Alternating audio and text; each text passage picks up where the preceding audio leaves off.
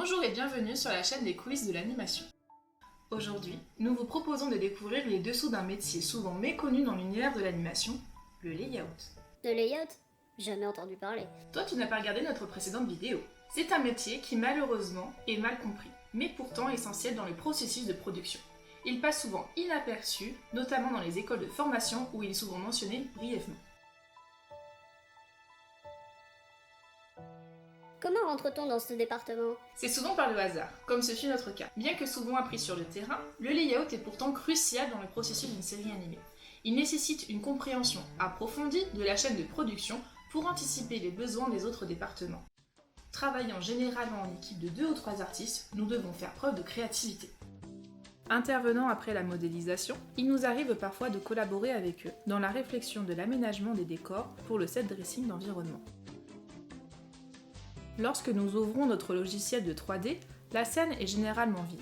Nous importons ensuite les environnements, personnages et objets nécessaires à la mise en place de la séquence.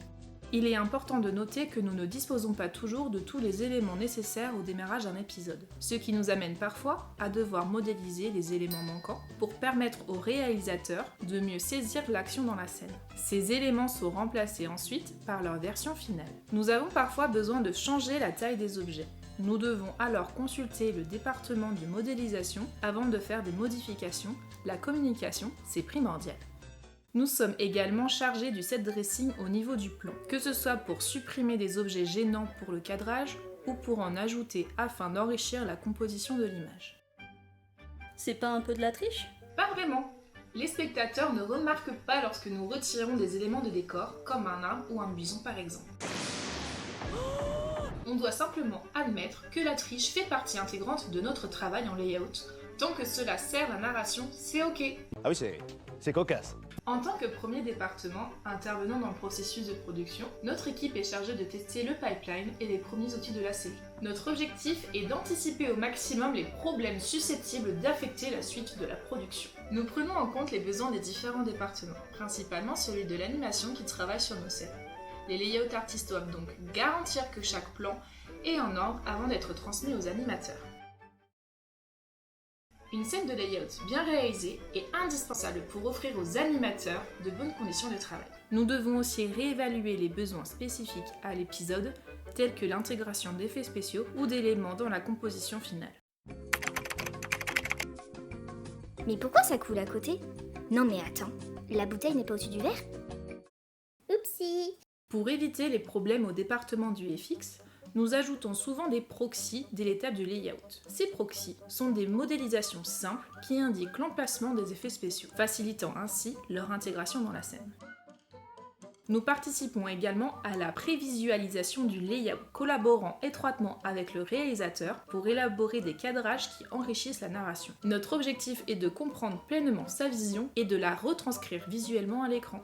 Nous traduisons l'animatique 2D en 3D en réinterprétant le storyboard.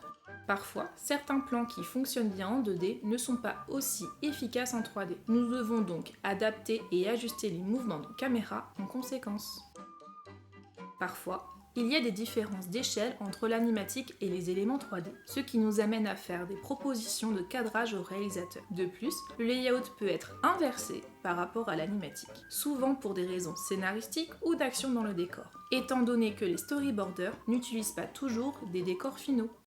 En tant que layout artiste, notre objectif est de proposer des solutions qui renforcent la vision narrative du réalisateur. Nous ajustons le timing de nos plans pour assurer la fluidité du récit. Nous nous assurons aussi d'une composition soignée qui transmet efficacement l'essence de l'histoire à travers une variété d'angles, permettant ainsi de narrer l'histoire à travers le cadrage. Raconter la narration par le cadrage? C'est pas le script qui fait ça? Le script est effectivement le principal moyen de raconter une histoire, mais le cadrage joue un rôle crucial en l'accompagnant et en le retranscrivant sous différents angles de vue. Prenons un exemple. Imaginez-vous dans un théâtre où vos yeux jouent le rôle de la caméra. Ils saisissent chaque détail de l'histoire, mais cette perspective statique peut sembler limitée. En introduisant une variété d'angles de vue, nous enrichissons l'expérience visuelle en offrant une dimension supplémentaire à l'histoire. Ainsi, le spectateur peut réellement s'immerger dans le récit et la vivre de l'intérieur de la scène. Je viens juste de nous sauver la vie. Nous disposons d'une multitude de mouvements de caméra pour enrichir l'expérience visuelle. Parmi celles-ci, on trouve le pan, le travelling, le zoom, le dézoom, le vertigo ou dolly zoom, le follow cam, le POV ou point de vue, l'arc rotate. Et il y en a bien d'autres. En voici un bref aperçu.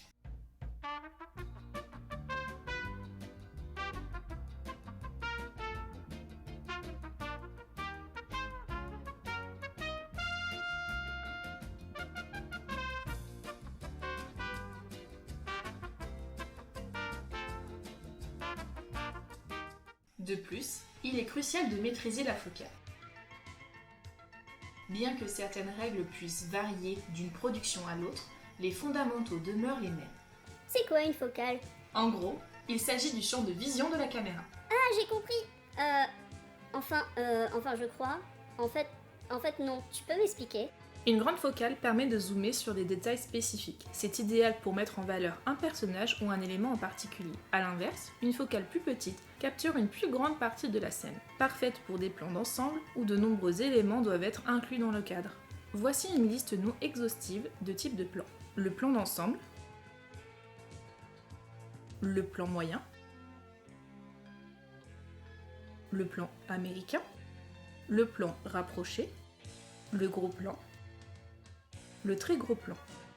Ça semble super intéressant le layout en tout cas. Oui, c'est un métier passionnant. Est-ce que tu nous cacherais pas quelque chose sous le tapis? Bien sûr, dans ce domaine comme dans tout autre métier, il existe des aspects moins plaisants, mais tout aussi essentiels, comme le confo layout par exemple.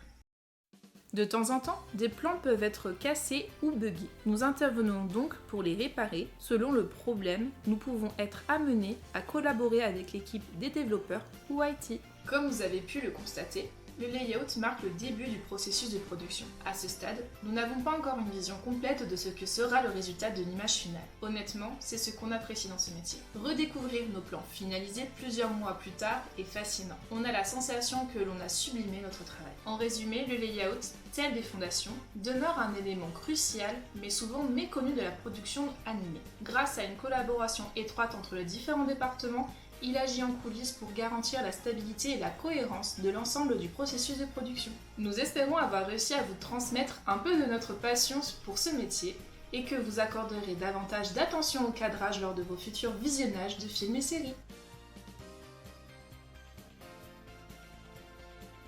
J'espère que cette vidéo vous aura plu, n'oubliez pas de vous abonner et à bientôt!